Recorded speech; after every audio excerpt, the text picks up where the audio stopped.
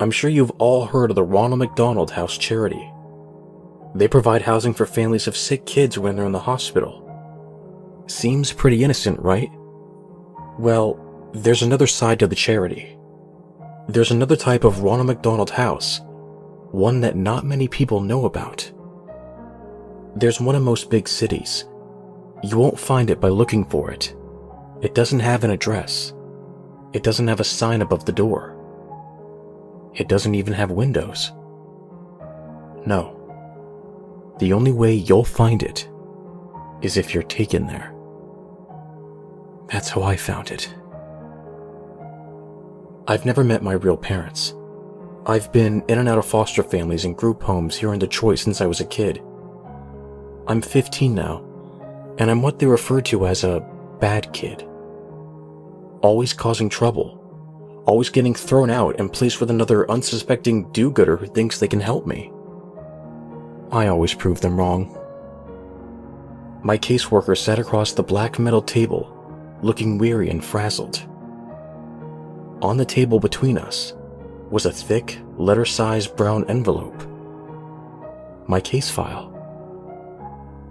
"Well, your reputation has preceded you," she said.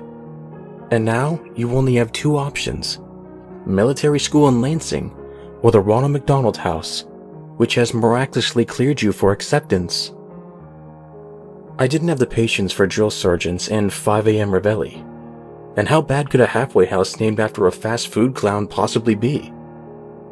Ronald McDonald House it was. Dark clouds loomed above me the day I climbed into the back of my caseworker's town car. My few belongings in a backpack, and the clothes on my back. That's all I could take. One of those few belongings was a photo album, filled with pictures of all the foster families I had been with. It was nice to remember some of them, even though I had royally screwed it up every single time. "I've had a few cases who went through the Ronald McDonald House," the caseworker said from the front seat. "Things went so well for those kids, I never had to transfer them anywhere else. In fact, the house took over their case files and everything." We drove into downtown Detroit, past all the familiar landmarks. I'd been thrown out of one foster home just outside of town because I snuck into downtown Detroit with some neighborhood kids to sneak into a dive bar.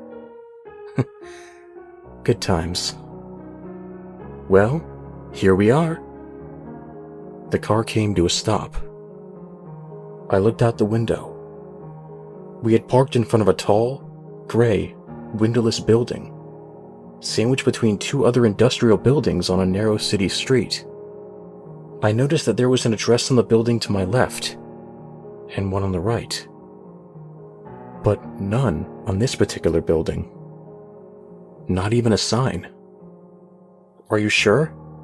I asked, hesitating as I opened the car door and climbed out of the back seat. I slung my backpack over my shoulder, clinging tightly to the strap, and followed the caseworker up to the windowless, metal doors. She pressed a buzzer, spoke to someone inside, and the doors clicked to unlock. We walked in. As soon as the metal doors closed behind us, I noticed the pin-drop silence. It was that sort of silence that's so oppressive and empty, it almost deafens you. Across the dimly lit lobby, there was a glass window with someone inside. A secretary. She was turned away, typing something intently. The caseworker rang a bell on the counter, and the secretary spun around in her chair. Her face was painted like a clown. Like Ronald McDonald, in fact. She even had the short, curly red hair. Otherwise, she wore a typical white nurse's dress. I wanted to laugh at how bizarre it was, but I couldn't. A chill swept down my spine. Something was not right. I watched as the nurse and my caseworker interacted. Paperwork was passed through the window. The caseworker slid my case file under the glass, as the nurse slid her some papers to sign. As my caseworker signed the papers, The nurse looked at me. Her smile should have been warm and welcoming, but all I saw in her eyes was hunger. I can't stay here," I stammered loudly. "Take me to the military school in Lansing, please." "What's the matter, sweetie?" the nurse asked, her voice muffled slightly by the glass. "Afraid of clowns?" I looked into her hungry eyes. Now there was a malicious glint as she laughed.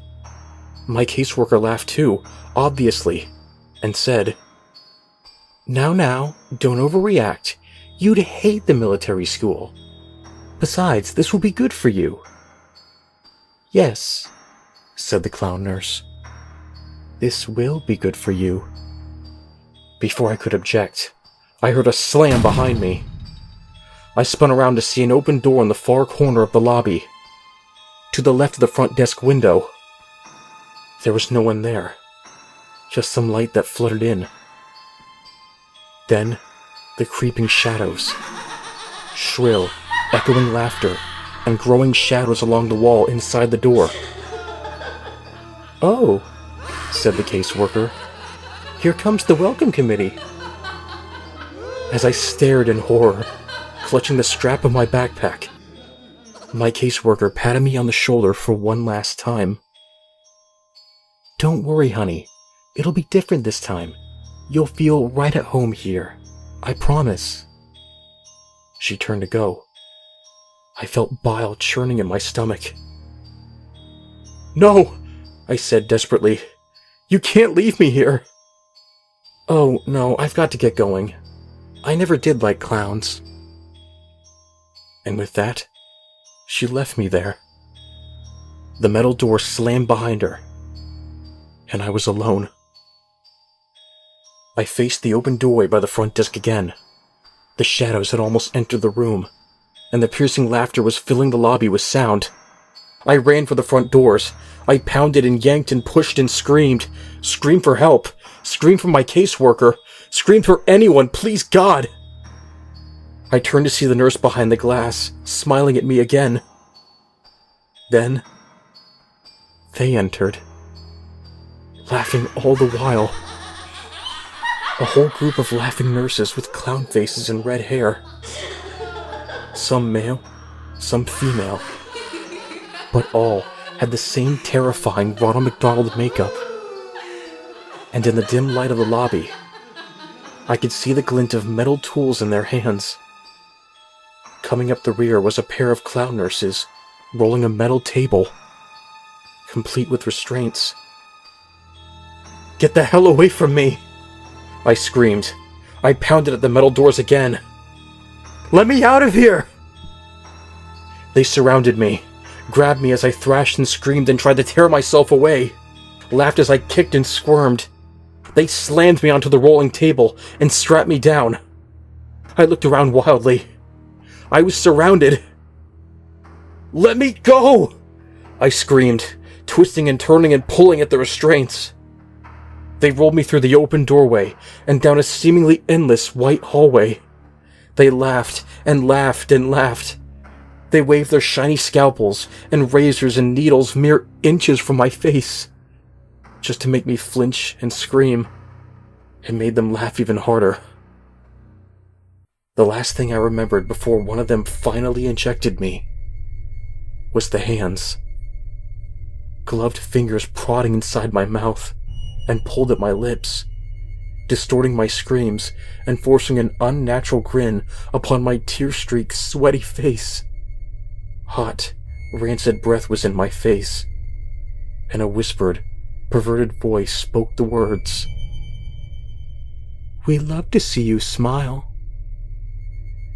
Then, as the maniacal laughter seemed to warp and wind down like a dying record player, everything faded to black. I opened my eyes, and I was blinded by the bright light above. Shielding my groggy gaze from the fluorescent bulbs, I turned on my side and looked around. A cell. Tall white walls, covered in scratch marks and stains. There was a small drain in the corner of the floor. My toilet, perhaps. A door with no windows. And on the floor by the door, my backpack. I tried to sit up. My body ached. And the moment I was upright, my vision started spinning. I wonder what they drugged me with. I realized I was shivering. I looked down. I wasn't wearing my own clothes anymore. I was wearing a dirty, ripped hospital gown. Bright yellow, with a pattern of Ronald McDonald's head all over. Nothing underneath. I heard faint, muffled sounds from somewhere in the building. It sounded like screams. I tried to stand, but I couldn't keep my balance. My vision was beginning to stabilize, but my body still felt like rubber. I sank to my knees and crawled over to my backpack. Before I got there, I tried to open the door. As expected, it was locked. I slumped onto the floor beside my backpack and unzipped it. All that remained inside was the photo album. They'd taken my notebooks, my pens, and my cell phone.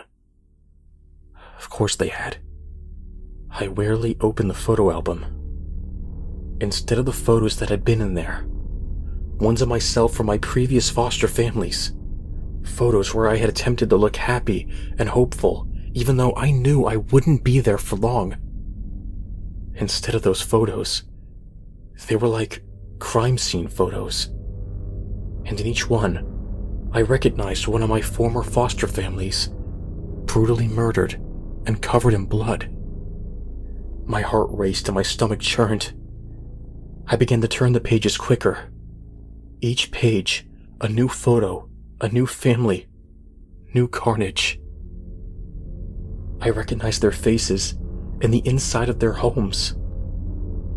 I had lived with all of these people, and now they were all dead. I came to the last few pages. There was a photo of a house at night, then a window of that house, then inside the house, a dark hallway with light coming from one doorway, then a photo of my caseworker brushing her teeth at her bathroom mirror, then a photo of her looking at the camera in horror, then a photo of her naked, covered in her own blood, contorted into an unnatural position in her bathtub. I turned to the last page. Written inside the back cover of the photo album were 3 words. You never existed. I felt bile rising in my stomach. I threw the book on the ground, crawled over to the hole in the floor, and vomited. They were right. Having killed everyone who ever knew me, it was as though I never even existed. I heard more faint screaming in the distance, and knew I had to get out. I wiped the vomit off my face with my hospital gown, and crawled back over to my backpack. Hopefully, they hadn't found my secret weapon. I unzipped the front pocket and reached down into the very bottom, my fingers scraping the fabric. Sure enough, there they were, flush with the seams in the bag, nearly undetectable. The pins I use for picking locks. I told you, I'm a bad kid. I leaned against the door and listened. I could hear footsteps approaching, but as soon as they arrived, they faded in the other direction. I knew I had to work fast. I jiggled the handle with one hand and picked the lock with the other. It was surprisingly simple. Holding the handle, I slowly pulled myself to my feet. I could maintain my balance now. I pulled the door open, just a crack. A clown nurse darted past. My heart almost stopped, but his footsteps didn't slow or change and soon faded.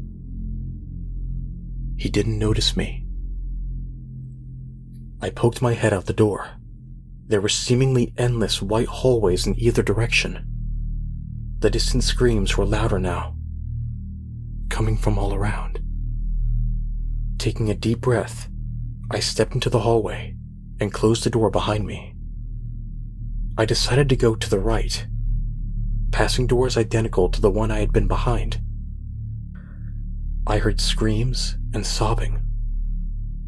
I stopped for a moment at one door and heard the crying of a child inside. I jiggled the handle to see if I could let him out. No luck. It was locked. I kept moving, looking behind me every few seconds to make sure no nurses had come into the hallway. Then I passed a set of white double doors. I stopped again. The word "play place" was written in tall, thin letters across the width of both doors. I heard more screaming coming from within, the screams of multiple people, and laughter, the insane, shrill laughter of the clown nurses. I shuddered. I was afraid to find out what sort of torture was happening inside, and I knew I had to keep moving. I saw a door ahead with a stairway symbol and headed for it. As I opened the door, I glanced behind me and saw two clown nurses emerging from the play place room. Their white nurses' outfits were covered in streaks of blood. I quickly shut myself into the stairwell, hoping they hadn't noticed me. The stairwell was dimly lit, with cement walls and rusty railings. I looked at the door I just closed. There was a red number 5 on it. I must have been on the 5th floor. I decided that I had to get to ground level. Each footstep echoed as I began to descend the stairs. I couldn't hear the screaming anymore. Just a low, deep humming sound, like pipes in the walls. It was a welcome respite. I finally came to a door numbered 1. The staircase seemed to descend a few floors lower, but I stopped here and slowly peeked through the door. More white hallways. No clown nurses. So far, so good.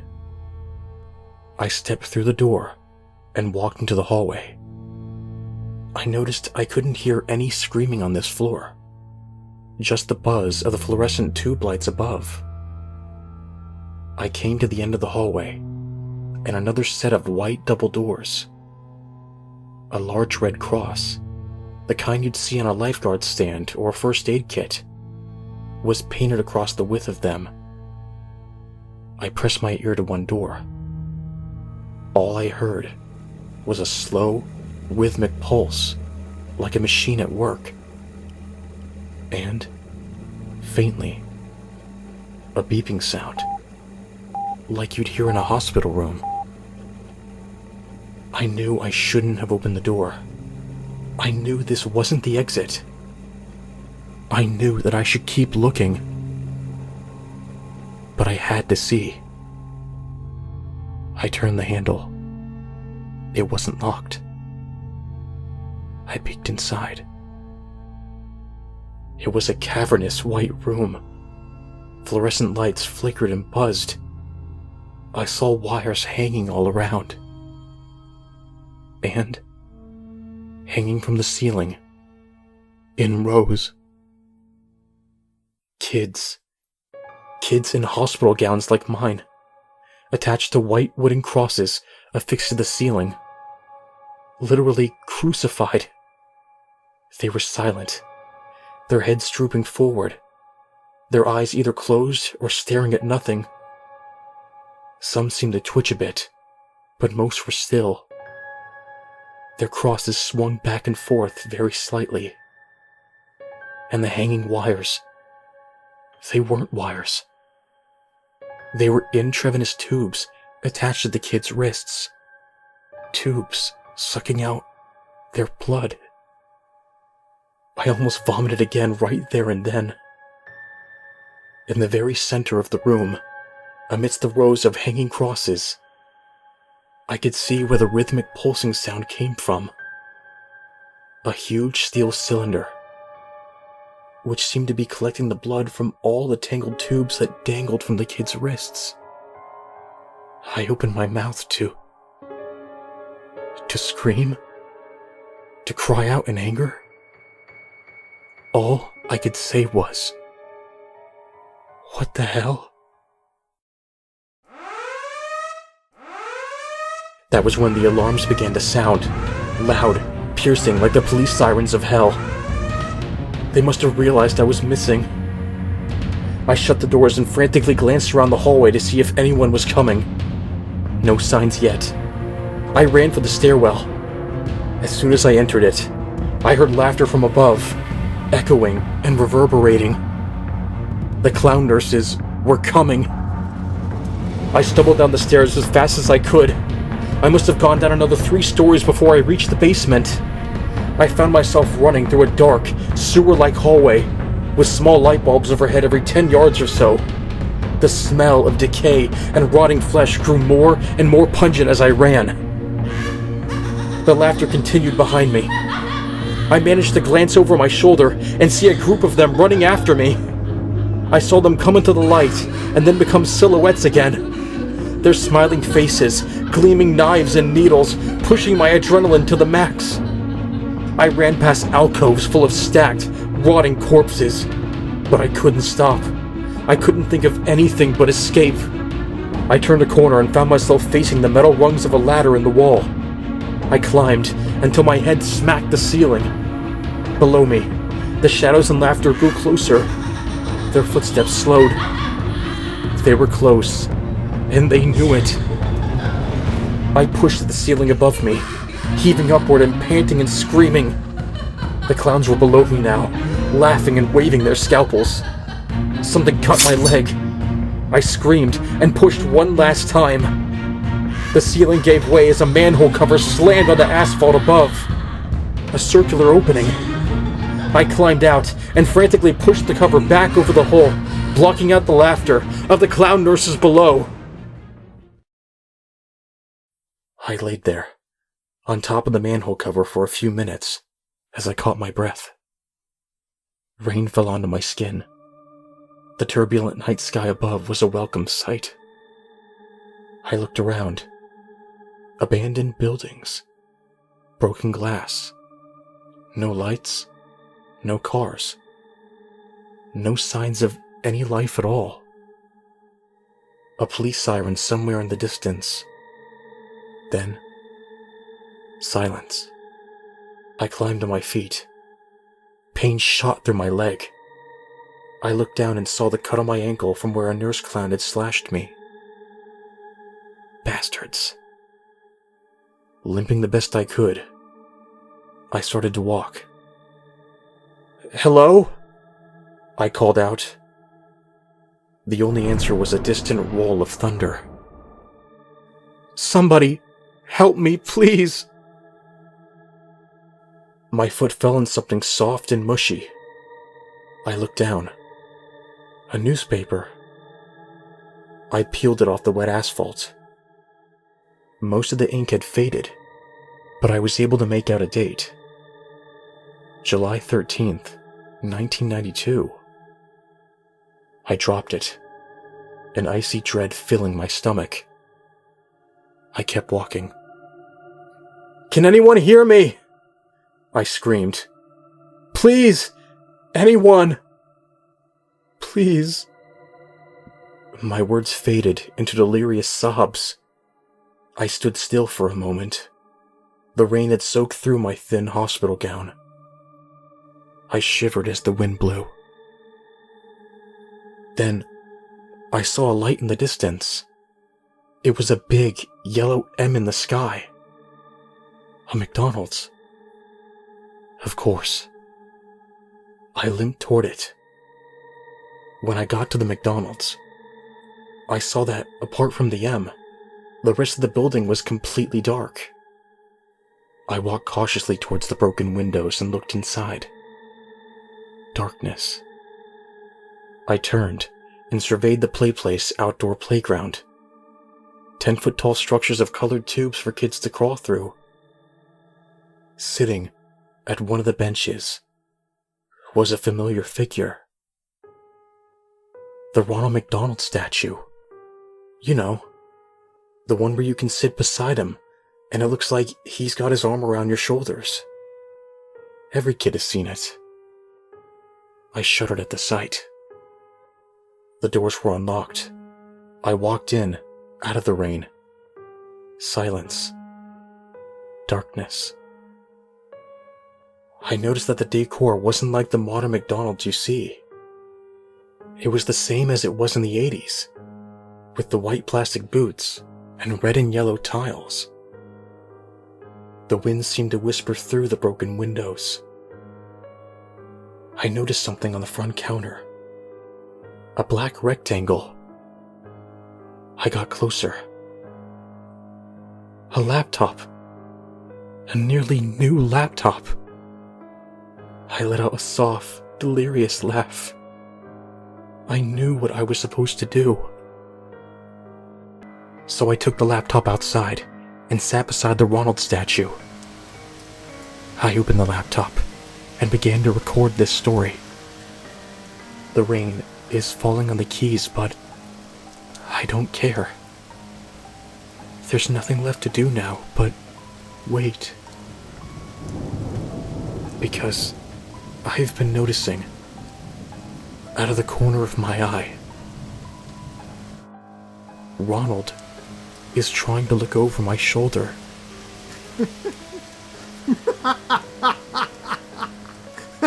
He's laughing now.